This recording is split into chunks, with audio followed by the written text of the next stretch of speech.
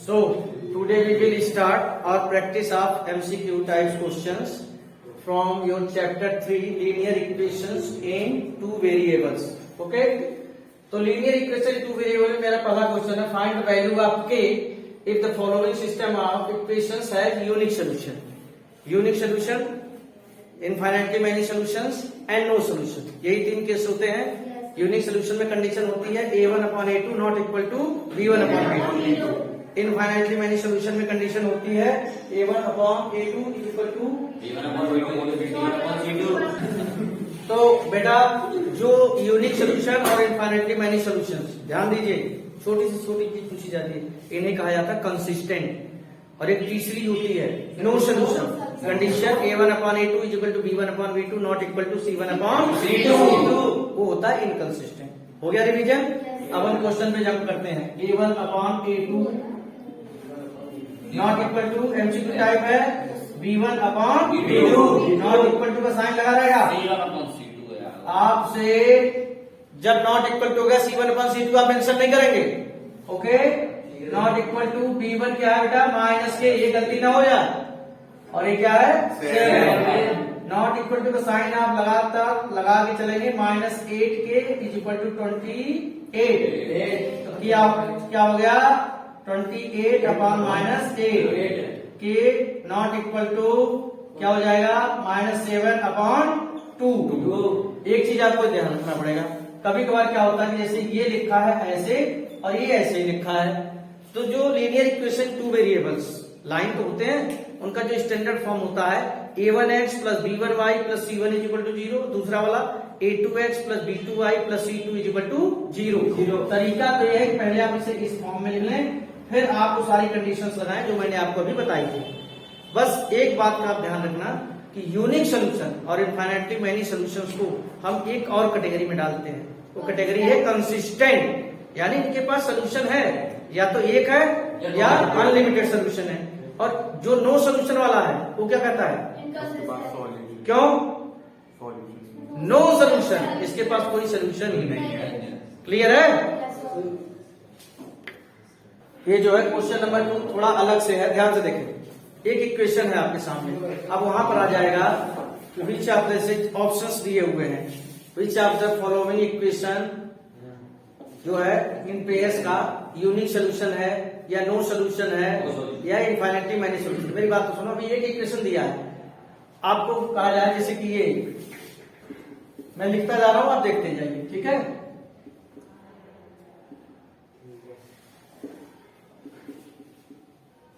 ये पहला ऑप्शन है जिसको मैं ए लिखूंगा और फिर क्या लिखूंगा बी.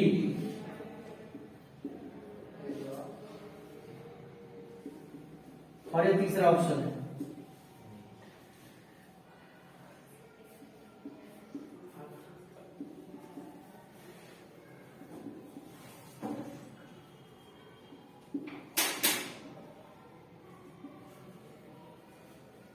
आपसे यहां क्वेश्चन पूछा जाता है, तो एक इक्वेशन दी है which of the following equation has no solution with given equation. इस इक्वेशन को लेकर किसका जो चार ऑप्शन दिए किसके पास नो सॉल्यूशन है. तो नो सॉल्यूशन कंडीशन क्या होती है भाई. No solution condition b1 upon b2 not equal to. अब सबको हम चेक करते हैं. पहले को चेक करते हैं. a1 अपॉन a2 क्या आ रहा 1/2. b1 अपॉन b2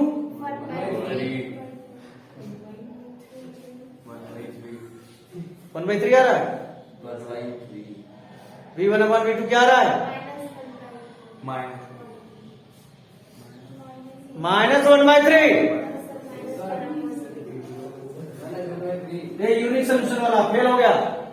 मैंने किसकी बात की है नो सोल्यूशन की. अब चलिए तो 2 जा 8 क्या आया 1/2 माइनस से माइनस कट गया और 1/2. ये है इनफाइनाइटली मैनी सोल्यूशन. मैं नो सोल्यूशन की बात कर रहा हूँ. क्या बी वाला कर रहे हो भाई. ये तो इनफाइनाइटली मैनी सोल्यूशन है ना, हम नो सोल्यूशन सर्च कर रहे हैं. क्या आया 1/5. ये क्या आया ये भी 1/5 आया. और ये क्या आया ये आपका सही ऑप्शन है. A1 upon A2 is equal to B1 upon B2 not equal to C1 upon C2। ये आपका बहुत ही इजी क्वेश्चन है, यहाँ पर कोई मेथड के बारे में कुछ भी नहीं। Solve the following, find the value of x and y। Options दिए होंगे आपको, ठीक है। तो इसको आप एलिमिनेशन मेथड से किसी भी मेथड से सॉल्व कर लेंगे बड़े इजीली आप। जैसे कि मैं यहाँ y को इक्वलाइज करना पसंद करूंगा, रफ भी रफ करना है, इसमें 2 का मल्टीप्लाई कर लो, ठीक है। इसमें किसी का मल्टीप्लाई मत करो, 1 का आई मीन 2 से कैंसिल आउट हो गया। 11x is equal to 11, x is equal to 1, x की वैल्यू यहाँ रखो, 2 into 1 minus 3 into 1 is equal to 3, 2 minus 3 y is equal to 3। ध्यान देना यहाँ से गलती हो सकती है, इसलिए बता रहा हूँ गलती क्या हो सकती है।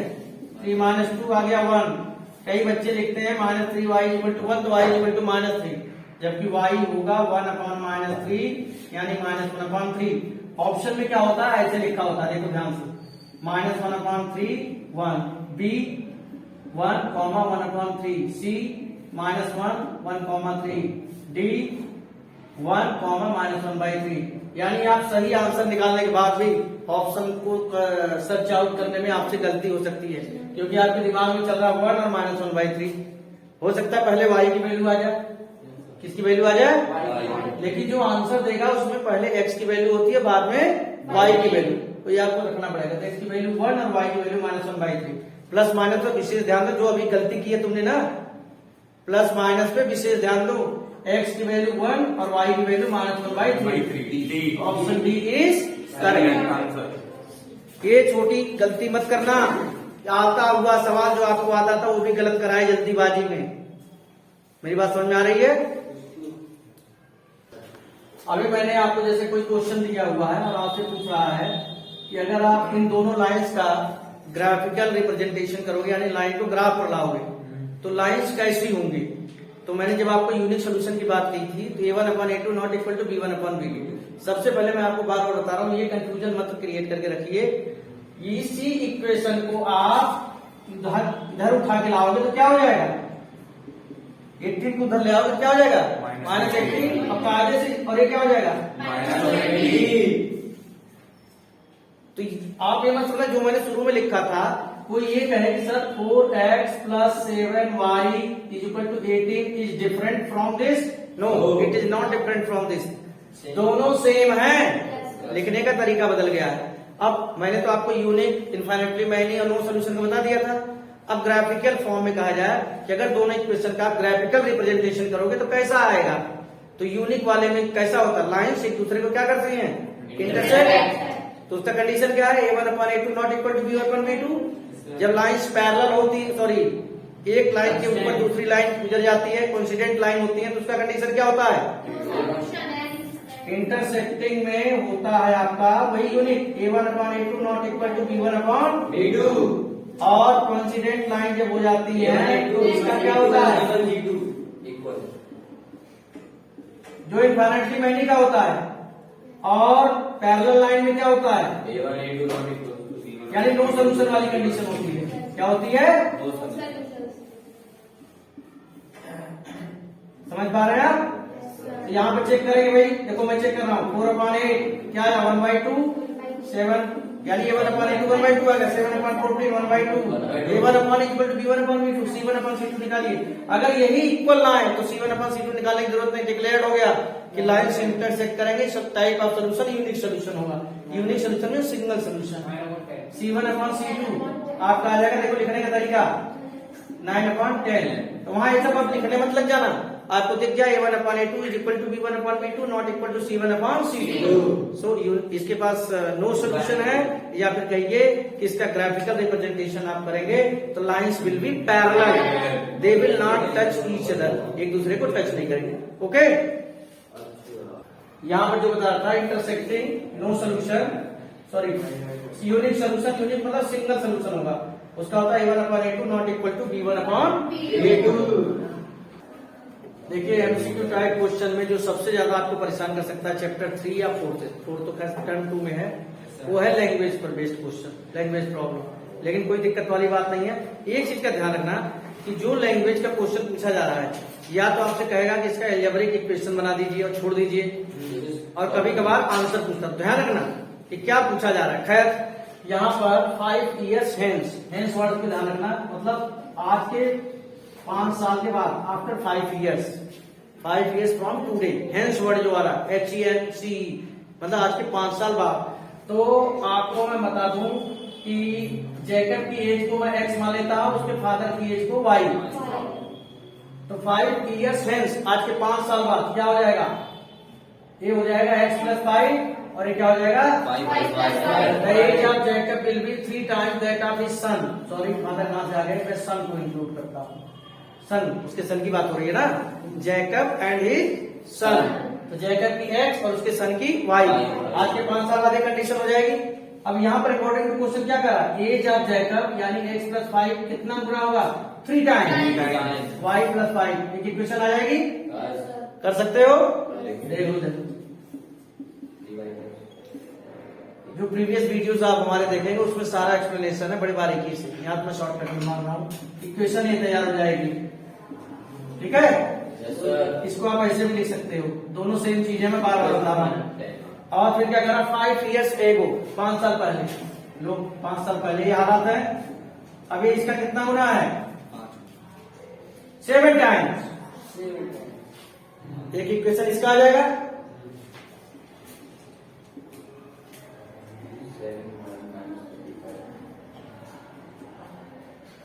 एक ये इक्वेशन आ गया और एक ये आ गया, इन दोनों का आप सॉल्व कर लेंगे, you will get the answer. लेकिन कभी कभार एल्जेब्रिक रिप्रेजेंटेशन का भी आ सकता है, तो केवल ये इक्वेशन लिख के छोड़ देना, कुछ नहीं करना है। ठीक है,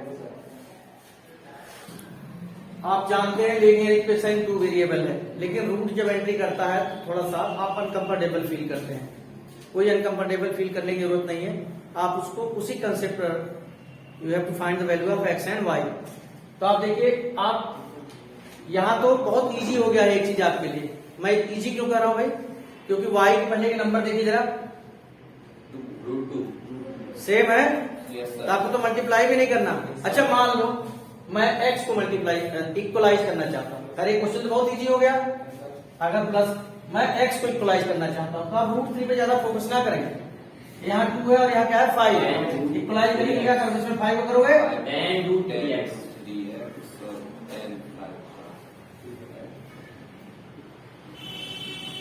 और यहाँ 2 का करोगे,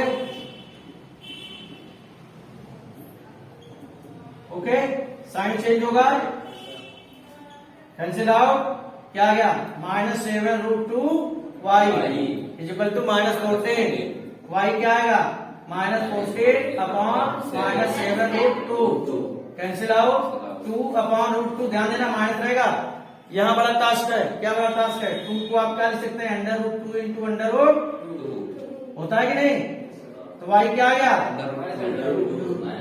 और इस y की वैल्यू को यहाँ रखिए, 2√3x -√2 into -√2 is equal to 4, 2√3x plus 2 is equal to 4, 2√3x is equal to 4 - 2, ठीक है। तो x इज इक्वल टू क्या हो जाएगा, 2√3, x is equal to 2, x is equal to क्या हो जाएगा 2/√3। तो क्या आ गया आपका, देखिए यहाँ माइनस से माइनस कैंसिल हो गया था, यहाँ अब आप माइनस मत लगाइए। खैर यहाँ मैं वैल्यू अभी सारी प्लस से रिप्लेस कर रहा हूँ, तो यहाँ आ जाएगा माइनस, क्या आ जाएगा माइनस, इधर आएगा तो क्या हो जाएगा प्लस। यहाँ गलती हुई थी, क्या गलती हुई थी, माइनस से माइनस कैंसिल आउट कर दिया, लेकिन माइनस मेंटेन रहा था। खैर आप सबसे बड़ा टास्क फिर वही आ गया बेटा, 6/2√3, इतना तो आप कर लेते हो, 2 3 जा 6, 3/√3 कर लेते हो, इसके आगे नहीं बढ़ पाते हो, मैं आपको बता रहा हूँ। फिर वही बात आ गई, 3/√3 क्या होता है, √3 इंटू √3 अपॉन √3, तो क्या आ गया √3। मैंने जानबूझ के कि आपका कंसेप्ट क्लियर हो जाए, x को इक्वलाइज किया, रूट में दिया था, तो ऐसे में हर बच्चा कहेगा कि मैं तो सर y से ही सॉल्व कर लूंगा। कैसे कर लेगा सॉल्व, देखो ध्यान से, इसमें साइन अपोजिट है, नंबर सेम है, कैंसिल आउट हो गया, यहाँ क्या आएगा 7√3x is equal to 21 upon 7√3, 3/√3, your answer is √3, ये आ गया। लो और इसकी वैल्यू पर याद लोगे तो y की वैल्यू आ जाएगी। इस क्वेश्चन को बताने का मेरा इंटेंशन ये है कि अगर रूट में आ जाए, डेसिमल में आ जाए, फ्रैक्शन में आ जाए, कंसेप्ट नहीं चेंज होगा, कंसेप्ट आप वही लगाएंगे, उसको लीनियर इक्वेशन टू वेरिएबल के फॉर्म में लाइए, जिसको आप कहते हैं ax plus B Y is equal to plus C is equal to 0, ax plus B Y plus C is equal to 0।